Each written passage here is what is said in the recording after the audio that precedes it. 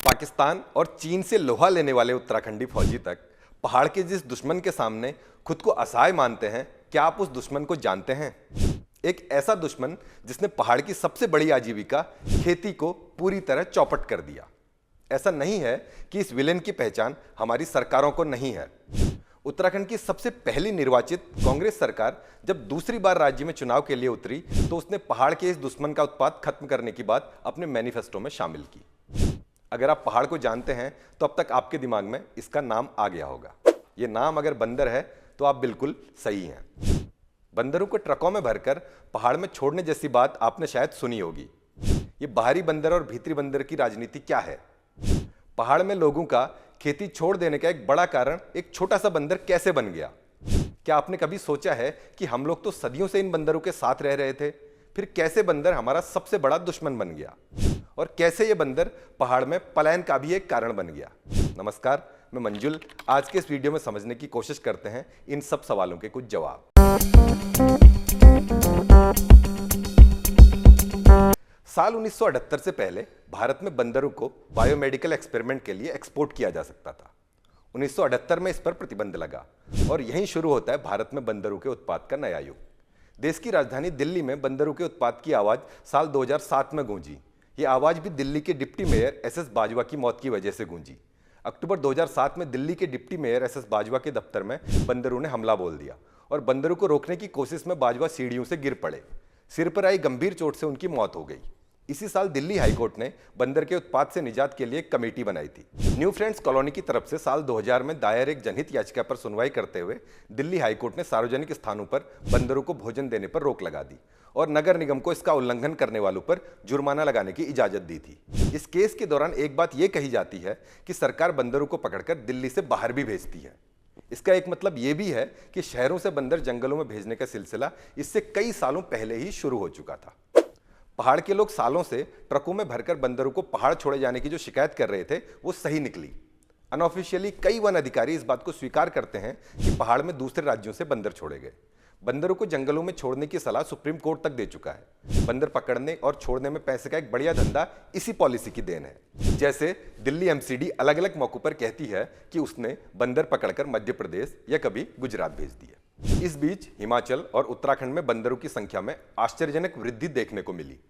ये बात भी किसी से छुपी नहीं है कि दिल्ली और उत्तर प्रदेश की नजरों में उत्तराखंड और हिमाचल के इलाके जंगल हैं। पहाड़ में अर्बन मंकी की घुसपैठ इसी सोच का नतीजा है। उत्तराखंड के कई कस्बे और शहर बंदरों से परेशान होने लगे। जहां गांव में इन बंदरों ने खेती चौपट की, वहीं कस्बों में इनका भयानक आतंक बढ़ने लगा। बंदर स्कूली बच्चों को काटने लगे। ये स्थिति इतनी गंभीर हुई कि 2015 में उत्तराखंड में वन विभाग के सबसे बड़े अफसर राज्य के डीजीपी को पत्र लिखकर यह बात कहते हैं कि उत्तराखंड में रात के अंधेरे में गाड़ियों में भरकर बंदर छोड़े जा रहे हैं। गाड़ियों में भरकर बंदरों को पहाड़ छोड़ने का सिलसिला आज भी जारी है। इसी साल नवंबर महीने की खबर है कि बिनसर में बंदर छोड़ने आए लोगों को ग्रामीणों ने बंधक बना दिया था। इस बार बंदर कपकोट जिले के थे, जिनको नसबंदी के लिए रानीबाग लाया गया और छोड़ने की कोशिश की गई बिनसर में। अब जरा बंदरों की नसबंदी के धंधे को भी समझिए। इस पूरे भारत में अब यह मान लिया गया है कि बंदरों के उत्पात से निजात का सॉल्यूशन उनकी नसबंदी है। उत्तराखंड के गांव में लोग मजाक के तौर पर ही सही, पर कई साल से कह रहे हैं कि सरकार को फीमेल बंदरों को मालाडी खिलाने का प्रबंध करना चाहिए। 2016 में उत्तराखंड में बंदरियाओं के लिए गर्भ निरोधक दवा का एक प्रोजेक्ट पर बात तक चली।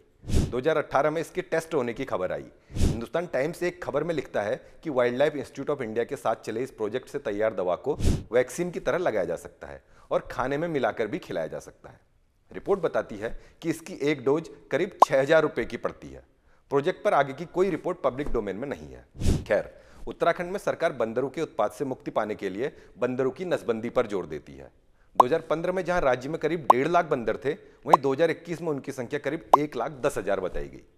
इस बीच सरकार का दावा है कि उसने 23,000 मेल बंदर और 19,000 फीमेल बंदरों की नसबंदी की है। अब सरकार मिशन मंकी चला रही है और दावा कर रही है कि अगले 3 साल के अंदर हर बंदर की नसबंदी का काम पूरा कर लिया जाएगा। अब इन दावों की हकीकत पर भी बात होनी चाहिए। पर्वतीय क्षेत्र के नाम पर बने हमारे इस राज्य में जैसा होता आया है वैसा ही यहां भी हुआ। राज्य का पहला स्टरलाइजेशन सेंटर बना हरिद्वार जिले के चिड़ियापुर में।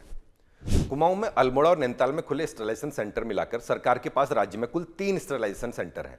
उत्तराखंड में बंदर पकड़ने के लिए आने वाली टीम मथुरा से आती है। हाईकोर्ट सरकार को कह चुकी है कि वो स्थानीय लोगों को बंदर पकड़ने में ट्रेंड करे। इसके बावजूद अभी भी टीम मथुरा से ही आती है। वन विभाग एक बंदर को पकड़कर उसकी नसबंदी कर जंगल में छोड़ने के 700 रुपये देती है। नियम है कि जहां से बंदर पकड़े जाएं वहीं के जंगलों में छोड़े जाएं। अब सरकार के लिए तो जंगल का मतलब है पहाड़।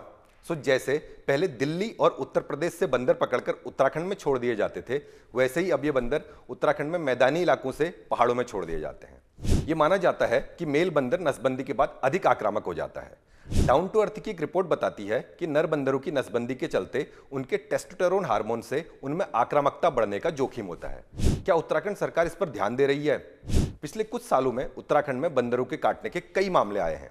सरकार अब इसका मुआवजा तक देती है। बंदरों की यह समस्या जो आतंक बन गई है, बड़े सारे सवाल खड़े करती है। जैसे सरकार पहाड़ को जंगल क्यों मान रही है? क्या शहरों में इंसान के आसपास पले बड़े बंदर जंगलों में रह सकते हैं? बंदरों को पकड़ने के लिए सरकार स्थानीय लोगों को ही ट्रेंड क्यों नहीं करती है? सरकार क्यों नहीं पहाड़ में ही स्टरलाइजेशन सेंटर खोल रही है? बंदर को पहाड़ से मैदान ले जाना और फिर मैदान से पहाड़ ले जाने की इस प्रक्रिया में आखिर सरकार नजर कैसे रखती है? क्या सरकार की नजर में कभी पहाड़ के गांव जंगल से ज्यादा कुछ बन पाएंगे?